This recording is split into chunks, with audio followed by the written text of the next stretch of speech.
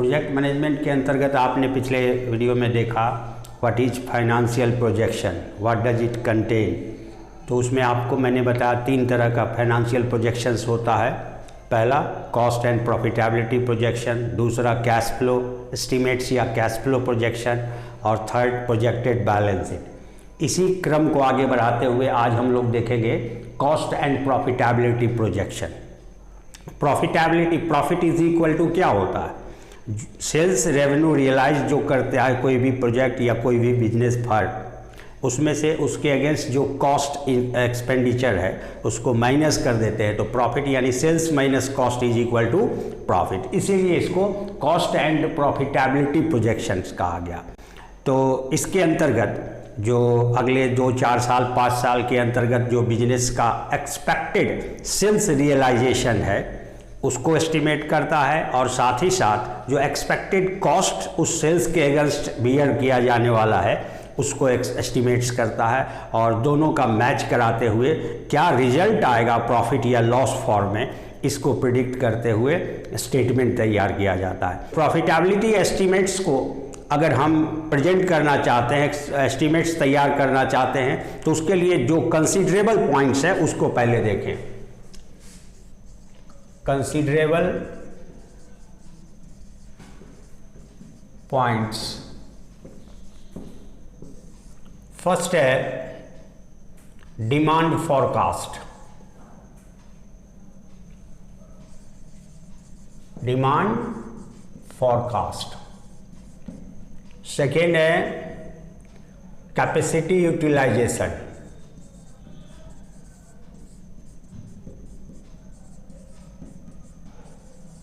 And third है cost components.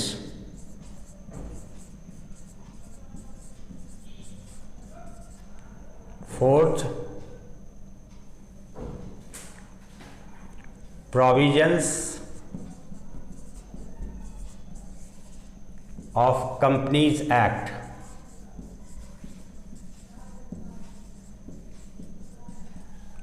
and fifth provisions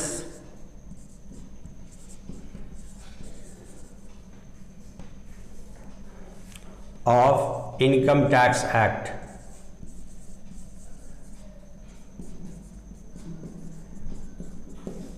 ये 5 considerable points हैं, जिसमें पहला डिमांड फॉरकास्ट।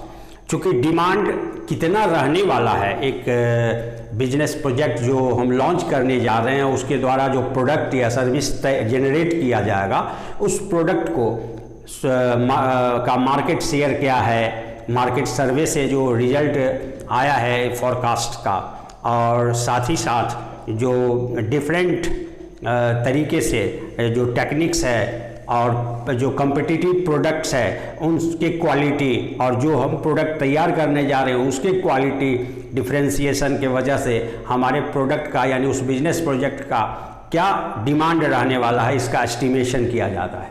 तो डिमांड फॉरकास्ट पे ही सेल्स रेवेन्यू रियलाइजेशन डिपेंड करता है, इसलिए सबसे पहले हमको कंसीडर करना होगा डिमांड फॉरकास्ट। डिमांड फॉरकास्ट जब भी किया जाता है या सेल्स एक्सपेक्टेशन या एस्टिमेशन जब भी किया जाता है तो डिफरेंट एरिया वाइज, जैसे साउथ, नॉर्थ, ईस्ट, वेस्ट, इस प्रकार से जोन में बांट दिया जाता है। यानी जिस कंट्री में आपका है पहले लोकल डोमेस्टिक कंट्री के अंतर्गत डोमेस्टिक मार्केट जो है वो देखा जाता है कि डिफरेंट जोन में क्या क्या एक्सपेक्टेशन है डिमांड का, और साथ ही साथ एब्रॉड अगर डिमांड है तो वो क्या एक्सपेक्टेशन है एक्सपोर्ट क्वालिटी होने की वजह से। तो डिमांड फॉरकास्ट पे हम लोग फोकस करते हैं। डिमांड फॉरकास्ट से जो डेटा हासिल होता है उसी के आधार पर sales revenue realisation, expected sales का एस्टिमेशन होता है। अब दूसरा है कैपेसिटी यूटिलाइजेशन। डिमांड को फुलफिल करने के लिए जो एक्सपेक्टेड सेल्स है उसको पूरा करने के लिए सप्लाई को कितना हमको प्रोडक्शन क्षमता पे काम करना होगा। हो सकता है शुरुआती दौर में डिमांड फॉरकास्ट पुअर हो तो पुअर मतलब लोअर कैपेसिटी यूटिलाइजेशन होगा। सपोज कीजिए आप 40% फर्स्ट ईयर में करते हो, सेकेंड ईयर में उसको बढ़ा के 50%, जैसे जैसे डिमांड फॉरकास्ट ग्रेजुअली बढ़ेगा ईयर वाइज कैपेसिटी यूटिलाइजेशन बढ़ते जाएगा, है ना। इस तरह से आप कैपेसिटी यूटिलाइजेशन, तो अगर 1 लाख कैपेसिटी है प्रोडक्शन क्षमता एनुअली, तो आप 40% करोगे, यानी 40,000 अगर एक्सपेक्टेड डिमांड है तो आप फर्स्ट ईयर में 40,000 यूनिट्स का प्रोडक्शन करोगे, नेक्स्ट ईयर बढ़ाते जाओगे क्रमशः। Now cost components, material cost है, लेबर कॉस्ट है, ओवरहेड्स है, इन तमाम चीज़ का पहले से एस्टिमेट किया जाता है कि जो प्रोडक्ट हम तैयार करने जा रहे हैं उसके जो डिफरेंट एलिमेंट्स ऑफ कॉस्ट हैं वो क्या होने वाले हैं, अर्थात कितना कॉस्ट मटेरियल पर खर्च आएगा, कितना लेबर पे खर्च आएगा, या अदर एक्सपेंसेस पे कितना खर्च आएगा।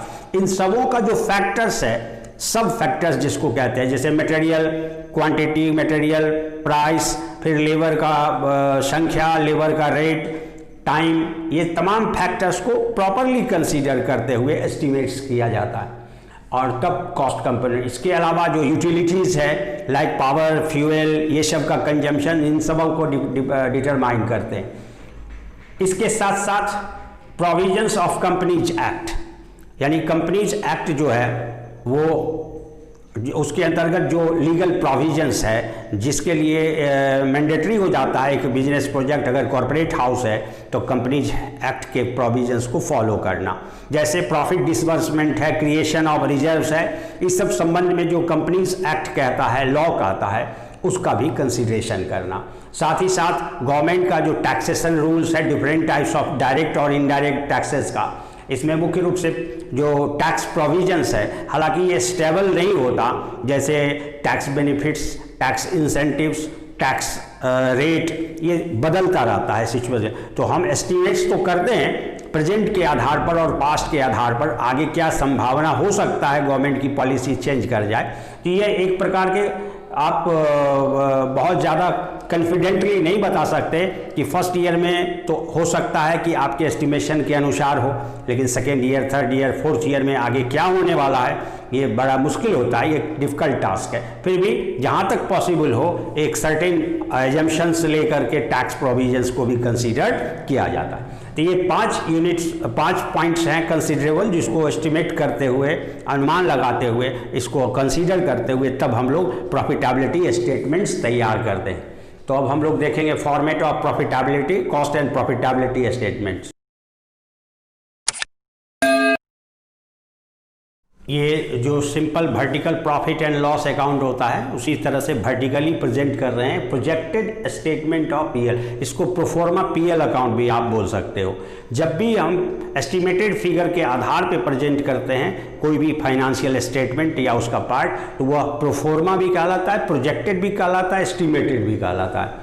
तो इसमें हमने 5 ईयर्स को लेके चला है कि अगले 5 साल तक प्रोजेक्ट का क्या परफॉर्मेंस होगा, first year, second year, third year, fifth year. हमने मान लिया है से, ये जो है ना अनुमानित है, आप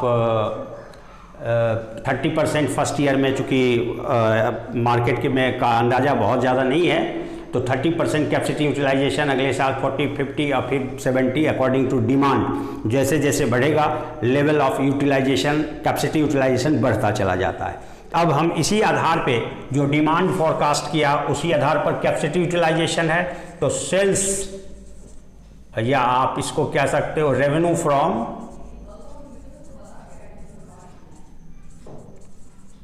ऑपरेशन, इसको हम लोग सेल्स को बोलते हैं, नए तरीके से उसको अब बोला जाता है रेवेन्यू फ्रॉम ऑपरेशन। मुख्य रूप से इसमें सेल्स आता है, इसके अलावा भी कोई अदर रेवेन्यू इनकम आ सकता है, तो उसके बारे में हम लोग लिखते हैं।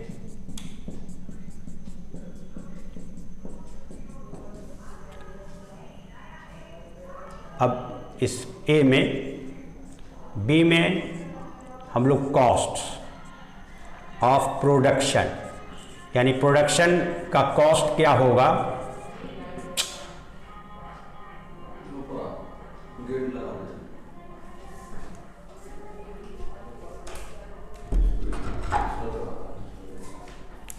कॉस्ट ऑफ प्रोडक्शन में मटेरियल कॉस्ट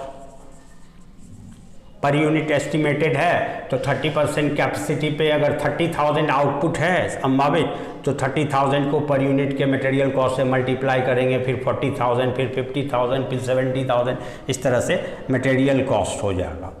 आप लेबर की बात करते हैं तो लेबर पर यूनिट कितना खर्च होने वाला एक्सपेक्टेड है, लेबर कॉस्ट हुआ।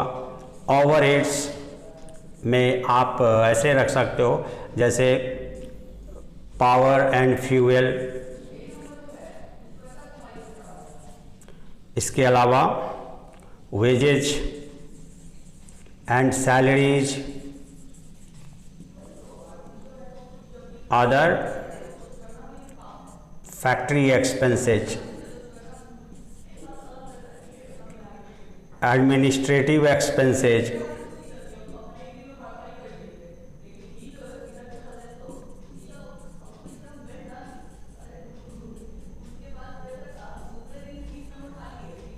Selling expenses. खैर सेलिंग एक्सपेंस तो कॉस्ट ऑफ प्रोडक्शन में नहीं आता, एडमिनिस्ट्रेटिव एक्सपेंसेज। अब आप सी में selling expenses and distribution expenses जो एस्टिमेटेड है, इन चीज़ों को दिखाते हैं।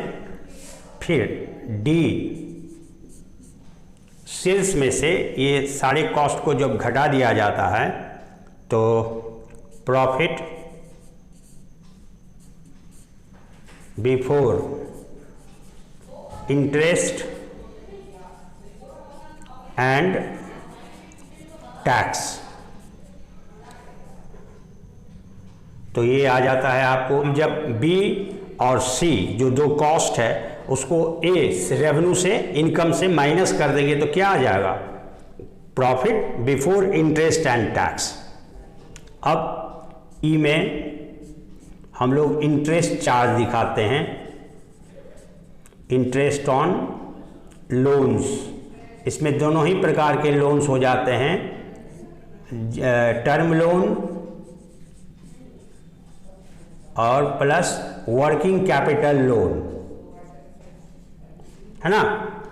तो ये दोनों पर जो इंटरेस्ट है उसको माइनस कर देते हैं तो आता है एफ में profit before tax, profit before tax.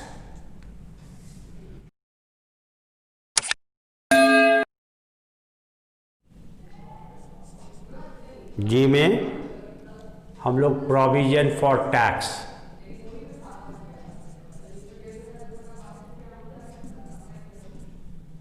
तो आपका एफ,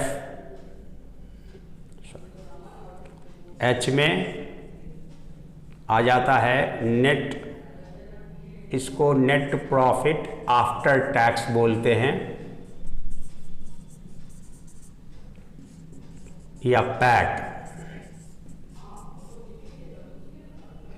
तो ये कैसे आता है? तो एफ माइनस जी। आई में देखें तो प्रॉफिट जब भी टैक्स देने के बाद बचता है तो ये ऑनर के लिए अवेलेबल होता है, तो उसमें से डिविडेंड का जो पेमेंट होगा टू शेयर होल्डर्स, उसको जब माइनस कर देते हैं तो जे में आ जाता है आपको रिटेन्ड अर्निंग्स, रिटेन्ड अर्निंग्स, या आप इसको अनडिस्ट्रीब्यूटेड, अवितरित प्रॉफिट या सरप्लस बता सकते हो।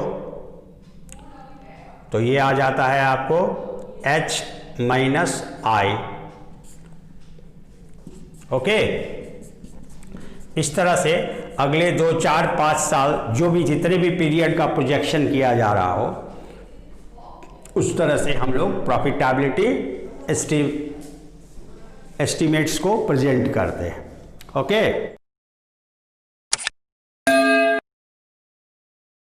प्रॉफिटेबिलिटी प्रोजेक्शन के बाद 2 बचते हैं, प्रोजेक्टेड कैश फ्लो एस्टिमेट्स और प्रोजेक्टेड बैलेंस शीट, जो अगले वीडियो में आपको अवेलेबल हो जाएगा।